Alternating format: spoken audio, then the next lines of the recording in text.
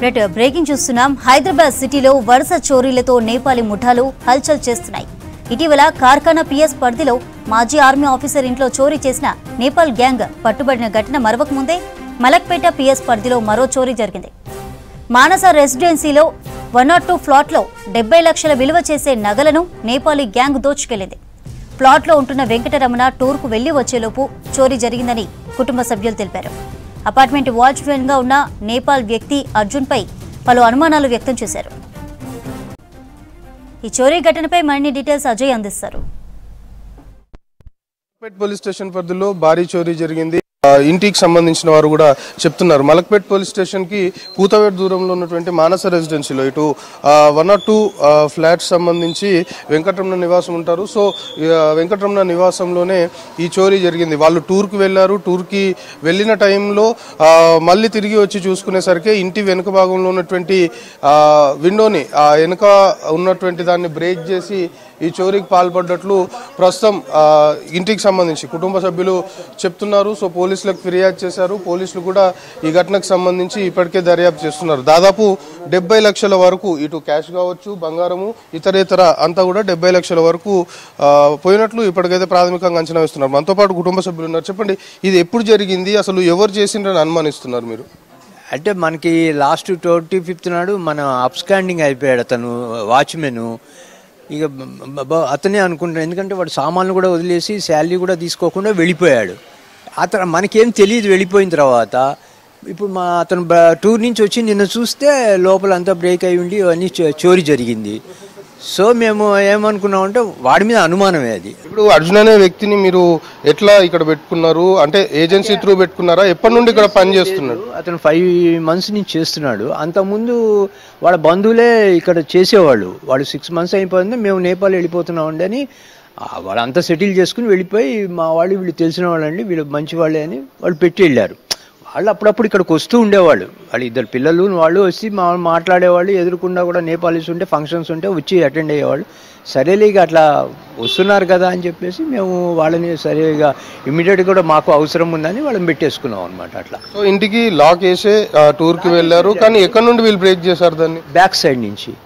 Front తాళం అట్లానే ఉంది ఇంటాక్ట్గా, బ్యాక్ సైడ్ నుంచి తలుపు బ్రేక్ చేసి వచ్చారు. అంటే ఇతను ఒక్కడే ఉంటుండేనా, ఫ్యామిలీతో పాటు ఉంటుండేనా, ఎట్లా ఉంటుండే? ఫ్యామిలీ లేదు, ఒక్కడే ఉంటున్నాడు. మీరు లాస్ట్ ఎప్పుడు అతనితో మాట్లాడాడు? అంటే లాస్ట్ ఎప్పుడు కనిపించాడు మీకు అర్జున్ ఇక్కడ? అదే లాస్ట్ 25th నాడు కనిపించాడు నాకు. చేసినాడు కనిపించి ఆ తెల్లారి మళ్ళీ ఉన్నాడు, అంతా చేసుకుంటూ సాయంత్రం ఉన్నాడు. మామూలు తెల్లారి చూసేటప్పటికి లేడు స్కాండింగ్. మనతో పాటు మరికొందరు ఉన్నారు. అంటే సార్ చెప్పండి, ఈ మధ్య కాలంలో ఈ నేపాల్ గ్యాంగ్ సంబంధించి రెగ్యులర్గా ఇలాంటి ఇష్యూస్ మనం చూస్తున్నాం. అంటే ఇతర రాష్ట్రాల నుండి వచ్చిన వారిని పనిలో పెట్టుకునేటప్పుడు ఎలాంటి జాగ్రత్తలు తీసుకుంటే మంచిది అంటారు? అదే కాలనీ అసోసియేషన్స్కి ఒకటే మనవి. ఎందుకంటే ఇది ఓన్లీ ప్రాపర్టీ విషయం కాదు, గోల్డ్ పైసల విషయం కాదు, మాన ప్రాణాలు కూడా ఇబ్బందిలో ఉంటాయి. ఇట్లాంటి వాళ్ళతోని మనము ఎవరినైతే ఎంగేజ్ చేసుకుంటామో వాచ్మెన్ లాగా నాన్ లోకల్స్ని, వాళ్ళని ఫస్ట్ ఒకటే కోరండి, పోలీస్ క్లియరెన్స్. ఎందుకంటే వాళ్ళు ఏం చేసేటోళ్ళు, ముందు వాళ్ళు ఏ విధమైన వృత్తిలో ఉండేవాళ్ళు అంతా బయటకు వస్తుంది. సో కొంచెం సేఫ్టీ ఉంటుంది. ఇంకొకటి, మనము ఇంట్లో జరిగిన ఫైనాన్షియల్ మ్యాటర్స్ కానీ, మనకి లావాదేవీలు, ఆర్థిక లావాదేవీలు కానీ ఎక్కడ బయట వాళ్ళకు కూడా తెలియనీయకుండా జాగ్రత్త పడాలి. ఎందుకంటే ఇక్కడ జరిగింది అదే, ఎక్కడో ఒక చోట లీక్ అయింది, వాడు అదును చూశాడు, బ్రేక్ చేశాడు, ఉన్నవంతి తీసుకొని నేపాల్ గుడాయించాడు. ఇప్పుడు మన పోలీస్ డిపార్ట్మెంట్కి కూడా ఇదొక క్వశ్చన్ మార్కే. ఎందుకంటే ఇంత ఈజీగా ఛేదించలేరు. ఎందుకంటే వాళ్ళు నేపాల్ షిఫ్ట్ 25th అయిందంటే వాడు ఎక్కడికో వెళ్ళిపోయి ఉంటాడు. ఇప్పుడు మేము ఒకటే ఉన్నతాధికారులను ఒకటే కోరుతున్నాము, కొద్దిగా లోతుగా దర్యాప్తు చేసి మా కాలనీ వాసులకి న్యాయం చేయవలసిందిగా ప్రార్థన.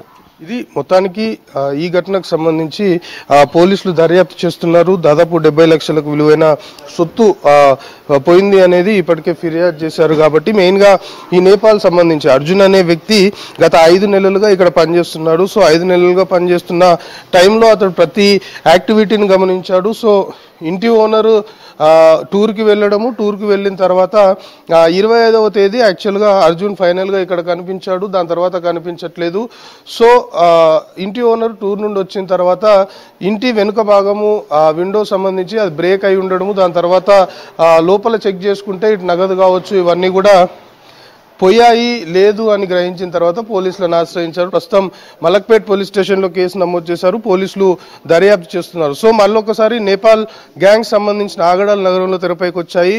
గతంలో నేపాల్ సంబంధించి ఎవరైతే పనిచేసేవారు ఉంటారో ఇక్కడికి వచ్చి ఇలాంటి యాక్టివిటీస్కి పాల్పడ్డ ఘటనలు చాలా ఉన్నాయి. సో మళ్ళొకసారి మలక్పేట్ పోలీస్ స్టేషన్ పరిధిలో దాదాపు 70 లక్షలతోటి నేపాల్ సంబంధించిన పని చేసే వ్యక్తి ఉడాయించిన సిచ్యువేషన్ ఉంది. సో ఇప్పటికే పోలీసులు కేసు నమోదు చేసి దర్యాప్తు చేస్తున్నారు.